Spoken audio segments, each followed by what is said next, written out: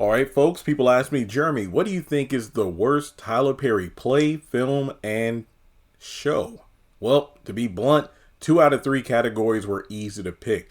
First of all, The Pains. The Pains is easily the worst Tyler Perry show ever. A failed spin-off of House of Pain starring Curtis and Ella as they went down to Florida and were introduced to an entirely new cast of characters.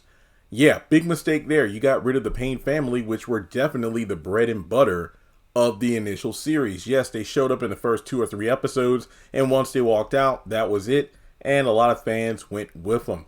The show was so bad that when House of Pain finally got a reboot on BET, Tyler purposefully wrote in a line that Curtis would say during an episode, saying that I woke up from a bad dream, that me and you went down to Florida and it was a whole mess, basically confirming the show was so bad Tyler Perry had to write it off via Curtis's nightmare.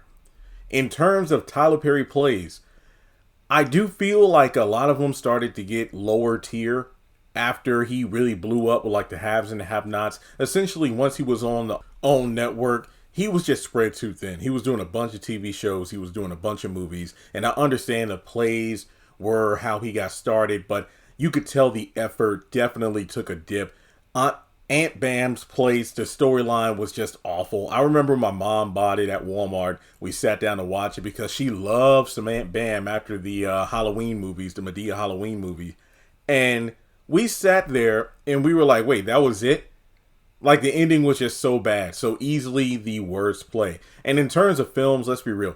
Ever since he started on Netflix, I think, between Netflix and Prime Video, Tyler Perry movies have just been flop after flop after flop. The only 2 good films have to be Jazzman's Blues, which was based on his first script he ever wrote, and 6888, based on true events in real life.